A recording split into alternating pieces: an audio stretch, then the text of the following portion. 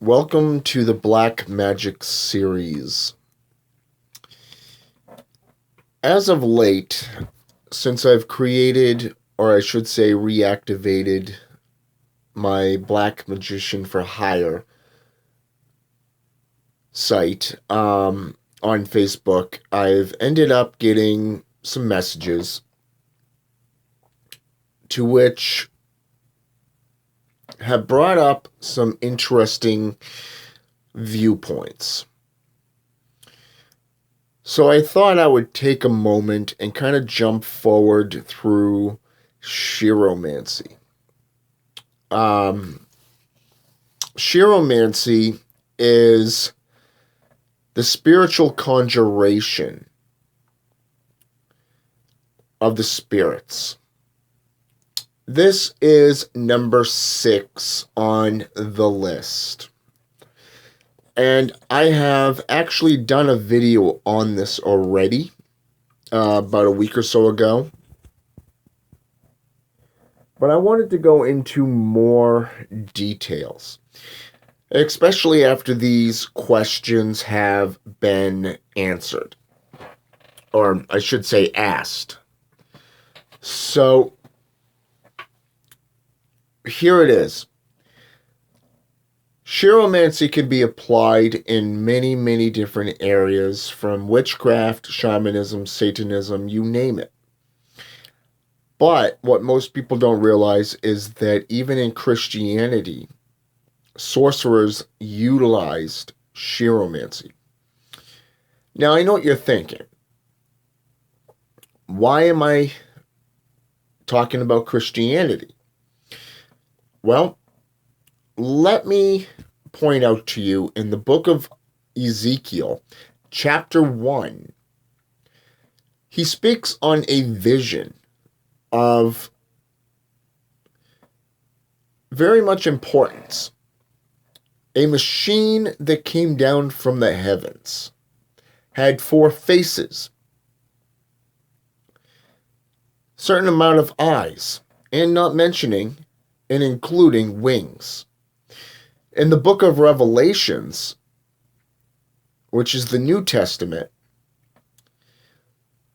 we see in chapter 4 something very similar. However, I want to take you back into the book of Matthew, Mark, Luke, and John, the Gospels. When Jesus Christ took a couple of his disciples up to the top of the mountain, and a rift was formed, kind of like a tear in time and space between this world and the spiritual.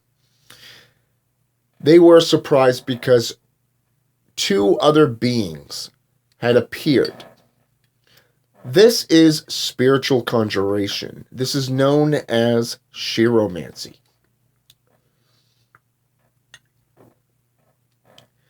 Now, even in other workings throughout the Bible, we also see other instances where we can actually look at the scripture and not take it as literal as today's Christians tend to believe it to be,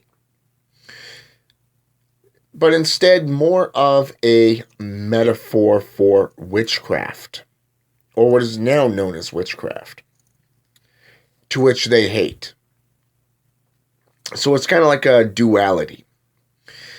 Now, the question that was brought up to me on this site was, if Christianity is so evil, why are so many people still following these gospels? Well, the answer is quite simple. Any form of ritual can be required, but in spirituality, it is something different, especially when you bring in philosophy, manipulation, or what some of us have come to refer to it as a form of brainwashing through dualism. Now, what I mean by this is the form that Christians say that, for an example, their God is the only God. Well, we know this to be a lie because of the fact that when we go back into Genesis, chapter 3, verse 22, verse 16, it says, "Behold, here is man who has become like one of us, lest he put his hand forth and partake from the tree of life, and live forever and ever." However, if we go back to verse 5, we see in Genesis 3, verse 5, where this particular lie comes into more visual and cognitive senses. Because their God knew that if we ate thereof of the tree of good and evil, or the knowledge of good and evil, we would become as gods, knowing both good and evil. Okay? Now, they say that their God is the Almighty, that He is omnipotent, He is vengeful, jealous, and so forth. Well, throughout the Bible, all these stories, we see this. And trust me, it's been done to death. But when we go into 2 Corinthians chapter 4, verse 4, we see where it says that Satan is the god of this world. So you see a little bit of dualism here. You got one God claiming to be the only God, but yet in their own scriptures, it clearly states something different. Today's Christians, on the other hand, will sit there and say, with one hand, well, God is the only way. While on the other hand, you can't do it by yourself. You see, this ensnares the individual to become what is known as a slave. A slave to the system. It's kind of like going to court. A legal proceeding where you are basically guilty until found innocent. Or, in some people's history, I might add, guilty until proven guilty. But this comes down to a few good pointers. Look at E.A. Koenig. Okay? He has been judged up one side and down the other for his teachings through the Living God programs. But yet, when we look at this, we see the dualism of people claiming to be of the left-hand path, claiming to be open-minded, wanting to learn, but yet here's the dualism. Another prime example. They'll judge you just like a Christian. And on the other hand, they want to learn from you, but yet they don't want to do the work themselves. So on the topic of Christianity and chiromancy, E.A. Koenig said it best, I believe, and I've been thinking about this for a few days, is that Jesus Christ was not a God per se, but more of a man who had become an assistant, how should I put this? An ascended master. That was E.A. Koenig's words. And I concur with this. Because you look at how he was judged, how he was fought tooth and nail. Look at his journey from Matthew's 1 to the time he was crucified. But you don't, after he ascended, you don't see this duality. You don't see these attacks upon him until you get out of the Gospels.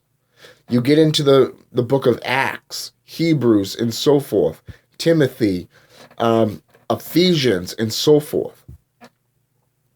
It wasn't until the Apostle Paul basically was one who basically crucified anybody claiming to be a Christian. But yet, when we look at the dualism, we look back at the last 1,000 years since the rise of Christianity. And this is a prime example. You have the Holy Wars, the Dark Ages, the Burning Times, where anyone not of the Christian belief was either hung, drowned, or burned at the stake for the crime of witchcraft. This was also utilized to get rid of enemies.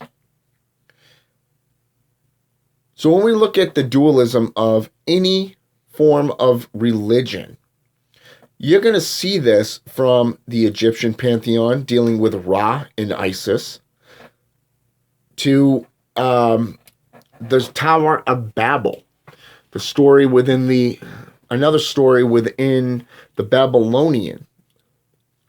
You can look at it as a gateway between realms and so forth. So when we look at the dualism of everything, especially within Chiromancy, you don't take things literal. You got to be able to question and kind of just look at things and break it down. Where did it come from? How many different religions have this same story? I guarantee it, when you look at it, you're going to see the same story, just wrapped up with a pretty new bow, as Anton Zandelavay once put it. So until next time, this is the Black Magic series.